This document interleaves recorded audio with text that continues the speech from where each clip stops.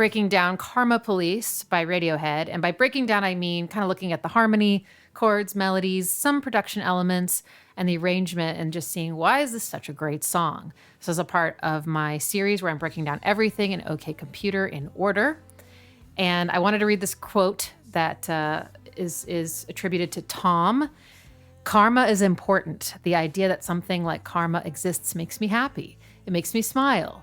Karma Police is dedicated to everyone who works for a big firm. It's a song against bosses.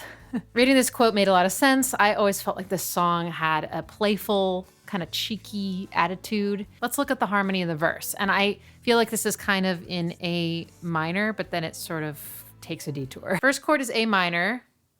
The second chord, initially thought it was just D major with the F sharp on the bottom. But if you listen closely, either the piano or the guitar, someone, but I just think one of them is playing a C. So it could be that like one's playing this and then one's playing this. Or maybe they're all playing this. It doesn't sound like that. But there's a little bit of ambiguity there. This is a sassy chord in my opinion. And then it plunges down to E minor, and then you get this awesome walk up to the warm major chord, G major. Then you have that da-da, and that kind of mimics the little stepwise ascension. And then back to A minor, and this is my favorite part.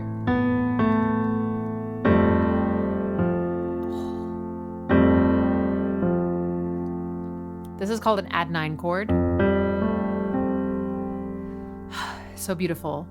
I love that crunch. And then it resolves. There's another reason why this is so delicious.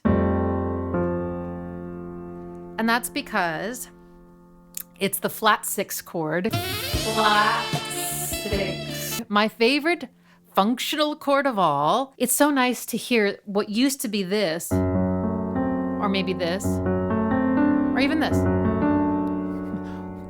One or three of all of those become the more severe, heavy, dramatic, gorgeous flat 6 chord the second time around. You might be thinking, they're completely different. What do you mean it becomes it? Well, there's a sixth note in every scale. And in A minor, the sixth note is F. It's called a flat 6 because a bunch of things got flattened or lowered from A major. This note got lowered, this note got lowered, and this note got lowered. So they're called flat.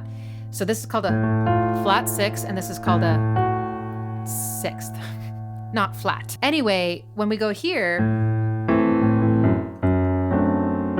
this F sharp is a little unexpected because it's not the flat 6, it's the regular one. It's a little softer sounding to me.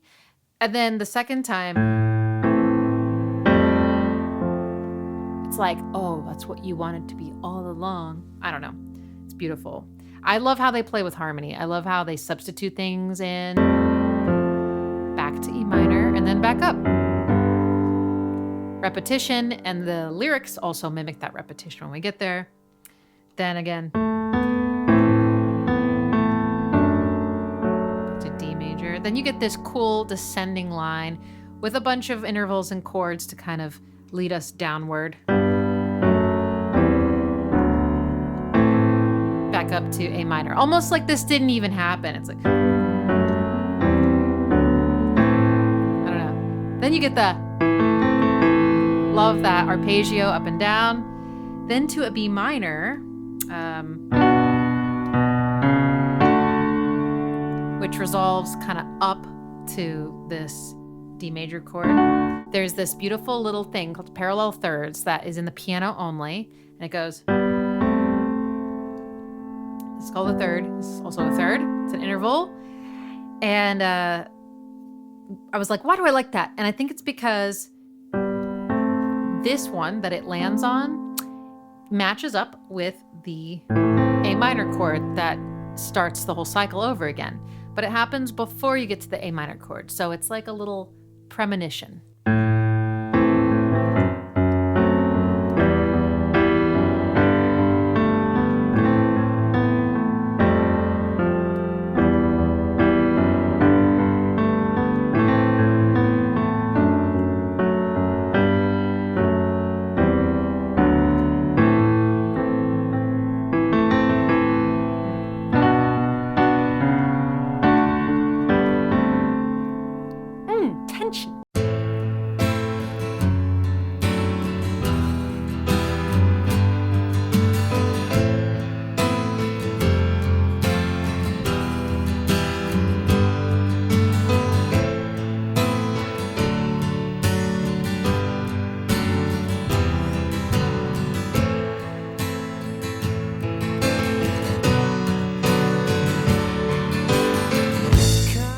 think this is one of the things that feels so Beatles-esque to me, this chord progression. And I haven't studied any Beatles music yet, so I can't really draw a whole lot of conclusions, but I just get that feeling in my gut.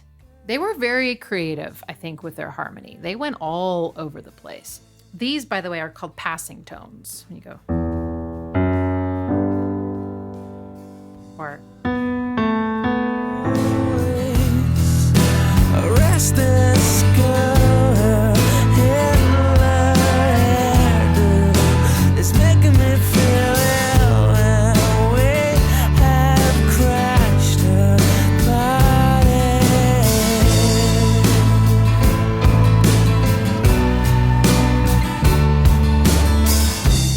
Let's talk about the rhythm. There's a strong emphasis on the 2s and 4s, especially in the guitar.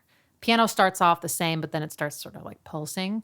But you have like 2, 4, 2, 4. The bass and the drums aren't flashy in this song, really solid, really fundamental. To that point, I really like how Phil's kick mimics the pattern of Tom's acoustic guitar. And Colin, as usual, is doing such a great job of striking a balance between hitting chord tones that help shore up the harmony and including more melodic passing tones that make things feel fluid and interesting and propel the song forward.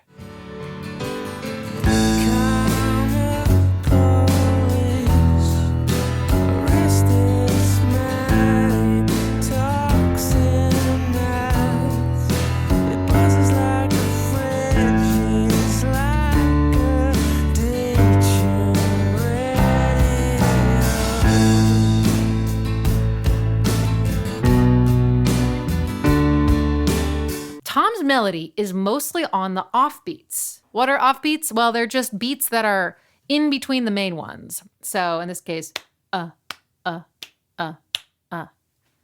pa of pa, pa, pa. Come police, arrest this man, he talks in mass. He buzzes like a fridge, he's like a detune radio. Most of that was on the offbeats. The parts that weren't is like the da da da da. I love the arrest this man. Has all these jumps in his voice. Come on, police. Arrest this man. Arrest this man. That's hard. But then after that, he sings the same melody, but he changes it a bit when he says he buzzes like a fridge. A lot more words, and it has more of a flow, like arrest this man, makes arrest this man. I like how it kind of, but then buzzes like a fridge. Now he just goes down, da da da da da, like it's a little scale. And he does that again the second time. Come on, police, arrest this girl, her Hitler hairdo is making me feel ill, and we have crashed her party. So other than the offbeats in Tom's vocal melody, I also really like how the last part, da da da da da da da da da da da. It's a very clear pattern that repeats, and he takes the pattern, he moves it lower, but it feels like it could kind of keep going. And I just thought this was cool. Listen. Da da da da da da da.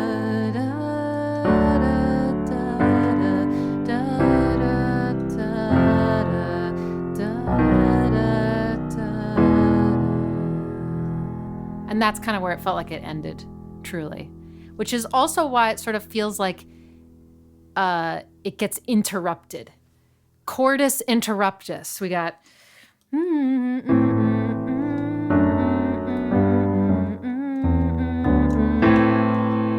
Like it feels like we didn't finish yet, and it just goes right back to the beginning, like, never mind. If you want to use those chords, by the way, you should. A minor, D major, G major, C major, F major, B major, E major.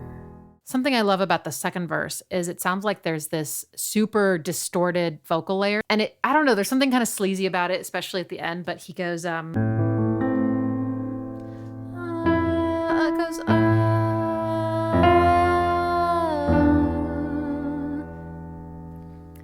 D is pushing against this E minor chord, creating a seventh chord.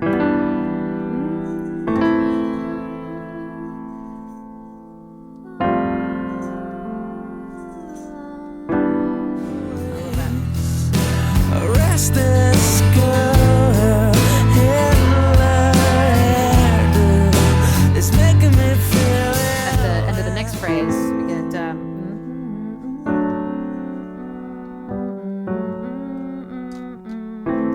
goes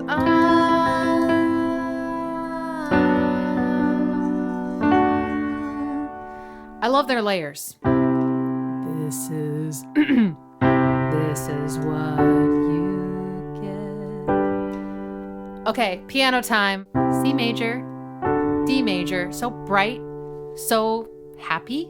Oh, actually, I got to tell you, when I listen to the song, I imagine Tom doing this sort of cheeky, creepy smile that I saw him do when I just saw him perform in his new project, The Smile. This was just like a month ago.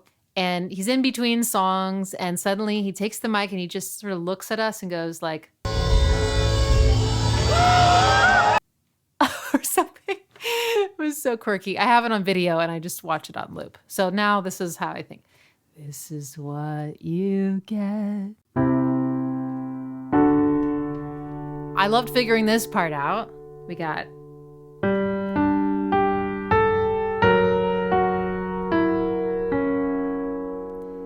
why is that so good? It's going up one chord and down another. So it goes. And this is like, it's heading up a G major chord, but with a non-chord tone, which is just a tone that's not in the chord, kind of in between those notes. So, and you think it's gonna go G major. Said, by the time we get to the top, we've already switched to this chord, F sharp dominant seventh. So this note, actually that sounds really good, but it doesn't belong. So they changed the top note to this note. That fits right into the chord, A sharp. And then they just kind of go down.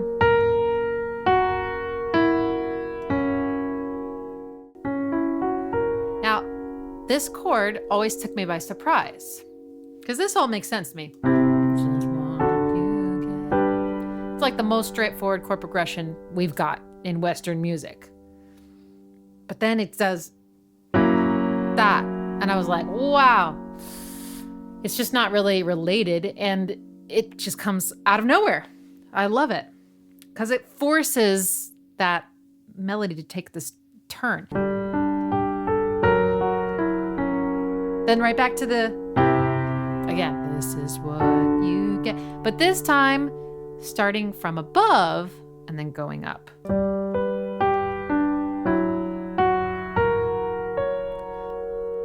Nice little arrangement thing they do. They got all the way up here. And I guess going down here just felt like too big of a jump. So they changed this C major chord to this inversion on the piano. Because then this note just falls down a half step to that note in the chord, and it feels a lot more connected. See?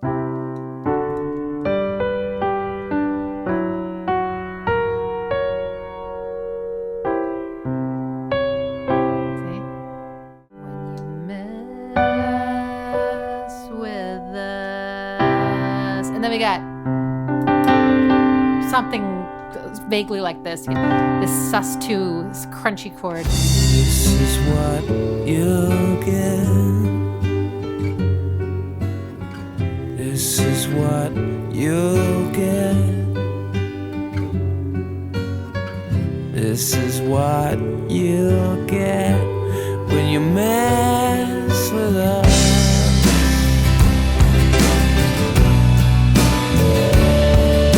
So it does the major chord, C major, and then this third, this middle note, gets shoved down, and now you get this tension. so beautiful. I love sus chords. And usually you would hear it like this, going the opposite way, like tension release, but it's, which I just love. And then it resolves down here. Hey, we're back. B minor, D major.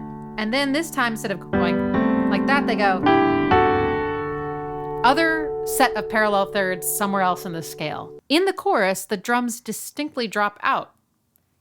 It just feels, I don't know, insincere.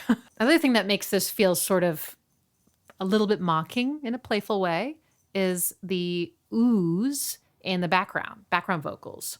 And they're just doing those 4 chords, sorry.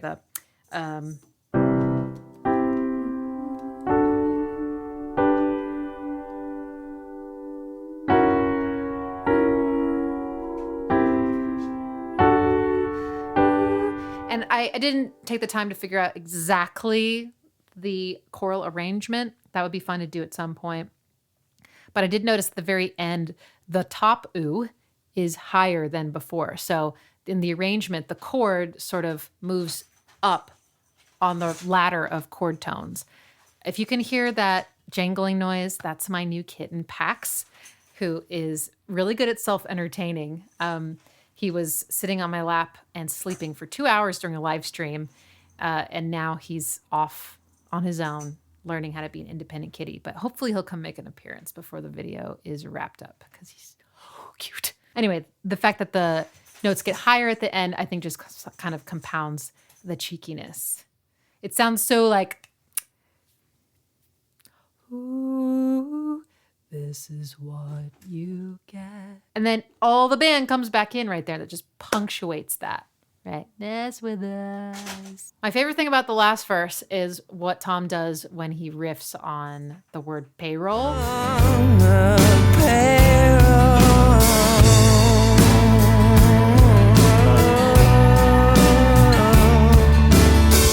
Let's talk about this last section. I think the last section is amazing. It's kind of my favorite part of the song. The transition into it is pretty epic.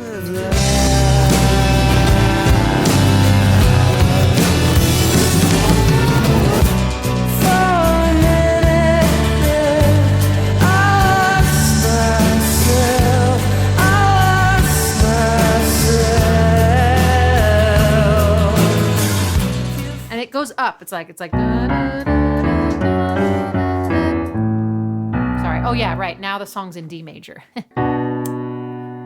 For a minute, I lost myself. I lost myself.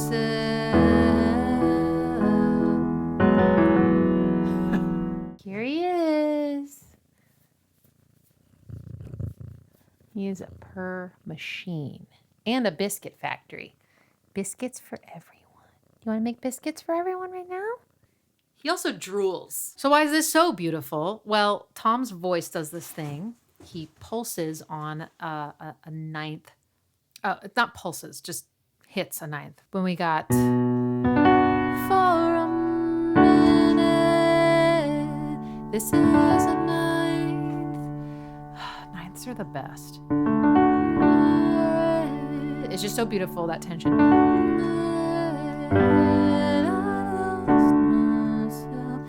Wow, I love it. Da, da, da, da, da, da, da, da. Why is that so good?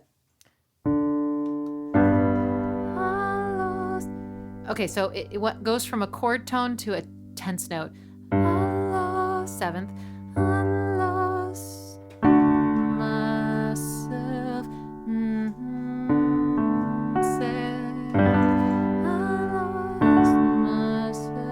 There's always like one of those notes that's kind of like pushing on the chord or creating a little color and tension, and the other one feels like sweet release, but also the pattern. Something about that sounds like a sixth. I don't know. There's a sixth jump. Sixths are very pretty. Very, very pretty interval. After this,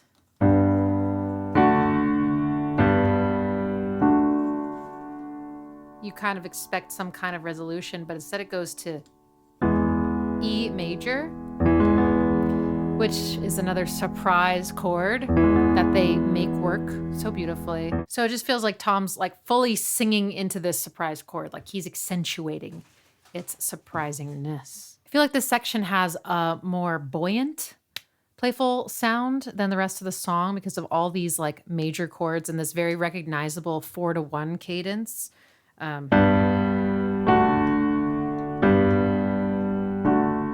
Tom's voice has a really interesting delay on it. I don't know if it's like a slap back delay, but it kind of reminds me of the like jangly, kind of messy delay in like the Beatles Come Together.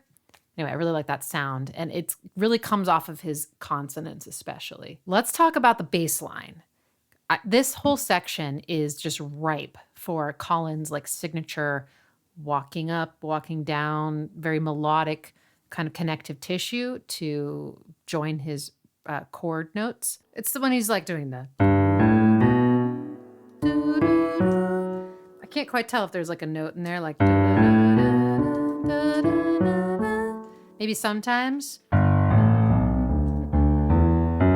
Maybe it goes. I'm not sure, but it has that like kind of walking sound. He does this twice. The first time, Tom stops singing, so it feels like the bass line is getting singled out, or it's getting the spotlight. It's the one telling the story, so that's really great. But the second time, it's kind of near the end.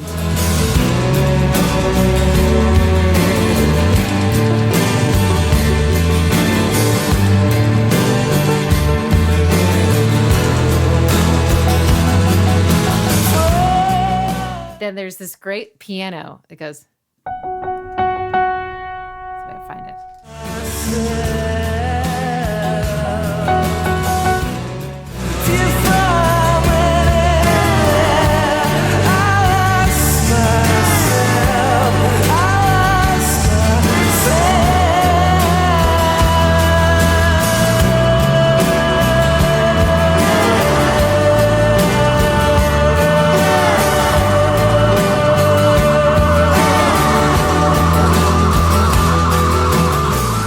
As Tom holds out that self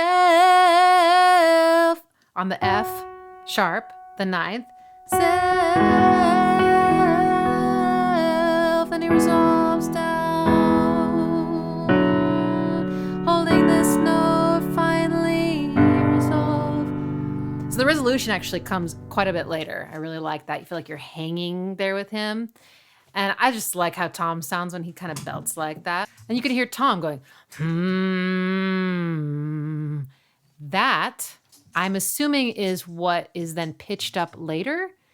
A little bit later, not that much later. It's the or I'm not sure. But there's these parallel thirds, and they sound sort of innocent and creepy. And they definitely sound like a low voice that's been pitched up. I love when the creepy vocals hold over into this E chord because they create this sound. That.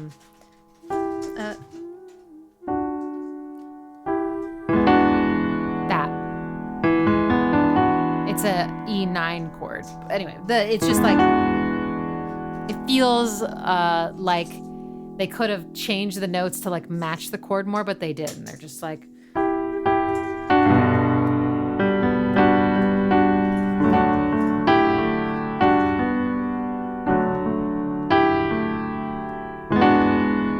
And then it creates this like surprising sound. Right after that, this is when the feedback starts to like overtake him.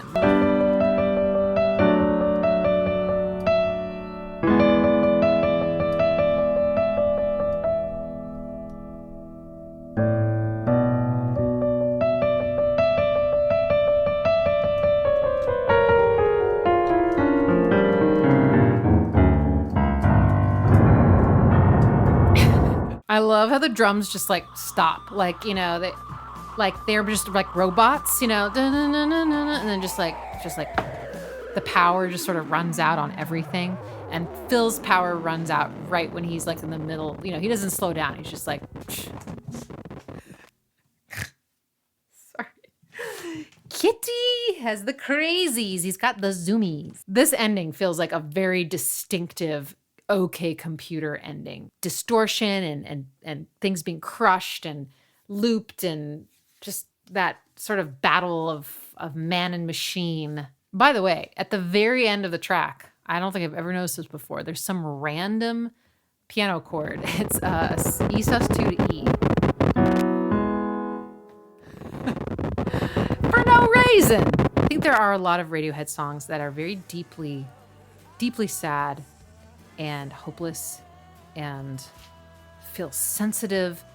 And then there are the songs that can be mistaken for being really sad and sensitive and hopeless, that are actually more coming from a humorous place or a playful place, playing with the absurdity of life, you know, a political commentary, fantasizing about something. What I'm saying is they can kind of clown their listeners.